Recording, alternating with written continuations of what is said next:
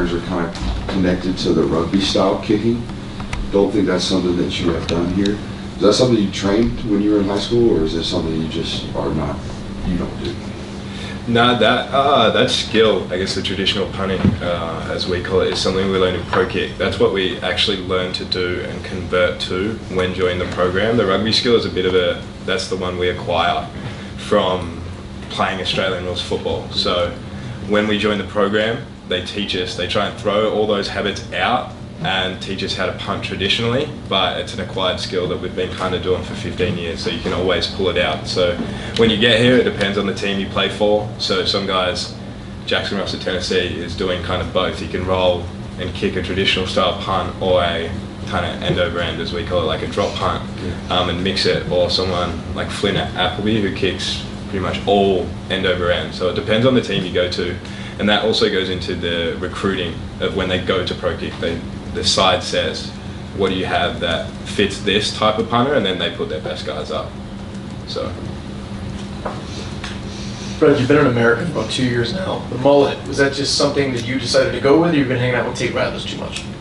Yeah, maybe hanging out with Tate a bit too much, but it probably come on, a few weeks ago now. I had like a tiny little half one with the haircut, and I usually try and mix it up, but it was something I had back in COVID when we had to cut our own hair because we couldn't go to barbers in Australia. So I drove down to Target randomly and brought a pair of clippers and do it myself now. So it's a lot easier. I can't really see the back, so I figure I'll just do the sides and deal with whatever comes at the back. Brett, where do you feel like you have come the most in your time at Georgia? Where do you feel like you have improved the most since you've gotten here? I think just feeling comfortable in, obviously when we come over here, I'd never been behind a line of scrimmage with protectors. We replicate it in pro kick, but you can't replicate 6'5", like 300-pound O-linemen protecting and moving, and then also guys like sprinting full speed at you. So I'd say just getting comfortable behind there and knowing where, like how to make myself feel comfortable. So that involves not necessarily just trying to kick a good ball, it also involves like the placement, what I need to do to get that ball where it needs to go. So yeah, pretty much like a lot of things, I guess, but that I'd say just getting used to being behind a protection. Hey Brett, I was wondering if you could talk about your recruitment a little bit with pro kick, like with pro kick, like who was your first point of contact, University of Georgia, how was it coming over, this, that, the other? Yeah, no, when you join the program, you kind of commit to just going to America. You have no idea where you're going to go. So I joined the program just hoping to come to America on a scholarship, and I trained for roughly about 6 to 8 months. I was a bit broken up with COVID until Coach Hartley got in contact with the pro kick coaches, and then they linked us together. So I talked to him about once a week. We talked for roughly about a month and a half, and then they said, yeah, the spot's yours. So I then kept training until it was time to come here in January of 2022, and kept talking to Coach Hartley and building that relationship. But it was mainly him that I talked to, and then a little bit with Coach Smart here and there. But Coach Hartley was the main coach. Yeah, Brett, I wanted to ask you about Peyton Woodring. How have you seen him handle, you missed a couple kicks earlier in the year, and then you made those 2 big ones at Auburn. How has he handled the adversity, especially being a freshman his first year in the program too? Yeah, good. Obviously you saw on the weekend he come up clutch for us and made a few big field goals. So we never doubted it, like the adversity we've seen what he can do in practice each day that he come in here since fall, and we know like what he's capable of. So watching him just go about it, he went about his business as professional as he could, and knows like the job at hand to do. So locked back in and fought, like did what he can do, like at what we all know he can do. So it was good. I'm curious about kind of your off the field adjustments. Kirby was talking about you first got here and everybody left town and you kind of felt bad for you, and then how have you acclimated kind of just to life in the United States and in Athens, Georgia? Yeah, I guess that was a slow process. I think mainly finding like my friends, like the close friends, that's a big thing. Feeling that sense of, I guess, home, come from the friends that I now consider my closest friends. Finding food places that I like, I found that very helpful. Obviously the American food is a bit different, so that took a lot of adjusting, and finding those spots now I just go to get like good coffee, get a good meal or something that I feel like helps me to feel at home. So those, I guess, couple things were probably the biggest, and then getting back into school as well, just getting involved. But you keep pretty busy here, obviously, with the football schedule, so you don't have too much time to get out and explore. But yeah. 2 questions here. One, what are some of those restaurants that you've kind of found to be your home, away from home? And I would imagine a couple of your teammates have tried an Australian accent with you. Does anybody have a particularly good one? First question, there's no, I guess it depends on what food I want. I know Zizi and Simone's is probably the go-to if someone comes to town and I want to eat some good food and show them a good place. Obviously Chuck's also. Big City Bread Cafe is another one, and then A Thousand Faces for coffee is the go-to also. So they're probably the main ones, but we mix it up a heap, just wherever the kind of vibe is for the food. And then, unfortunately, no, the accents, there's been not a single good one. I've heard some really bad ones, but they just keep getting worse the more you go. I couldn't say the best, but Brock Bowers would definitely have the worst. Would be without a doubt. I know a guy we don't really see on the field too much, but Noah Jones. I know he was here a year before you. How was having him kind of in that punter room really beneficial for you from both an adjustment perspective and also just kind of getting used to being in Georgia?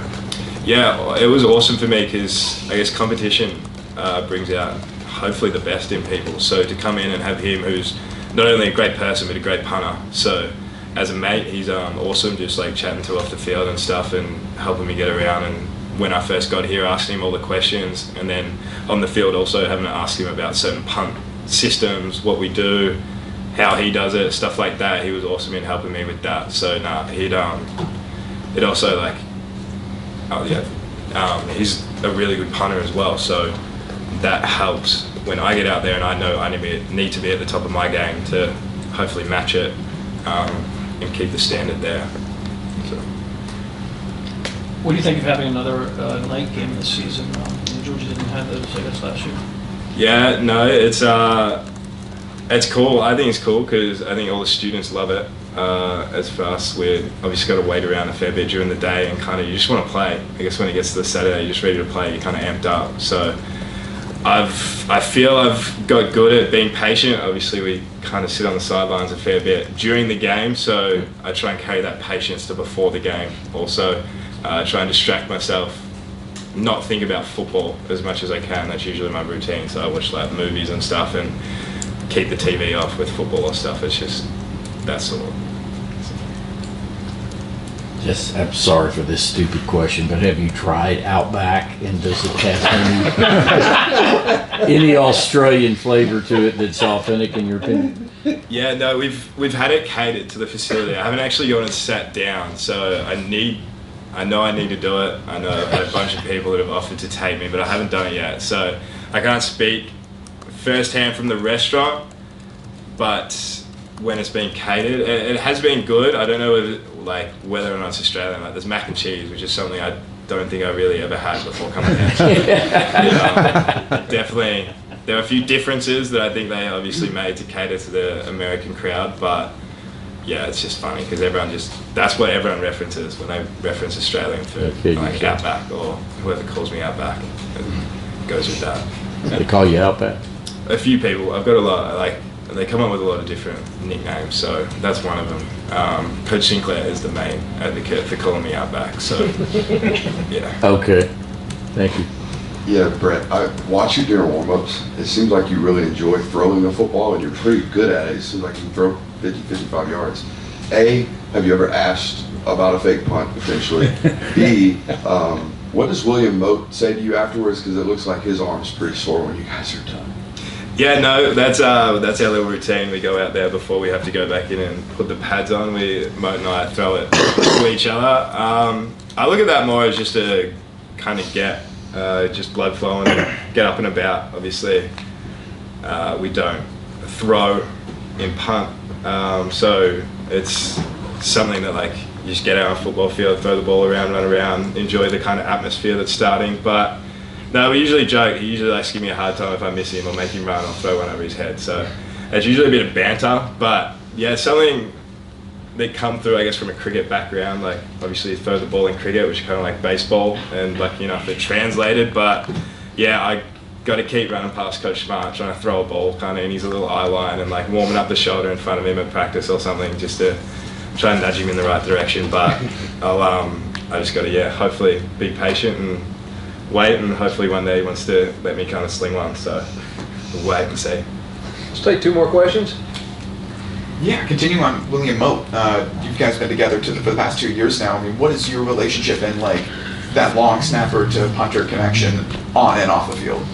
Yeah, really good, really good. Another guy that kind of showed me the ropes on and off the field, kind of helped out a heap. He great bloke and great snapper as well. So that helps me getting back there and having him kind of put it on my hip each time, and just gives me trust to then go out and punt it. Obviously, if the ball's all over the place, it'd make my job helpless. So to come in here and have him as experienced and as good as he is, that helped me more than anything, just to stand back there and have that element of worry kind of taken out of it. So he, he's obviously a good snapper, as you guys all know, and that helps me hopefully be a good punter.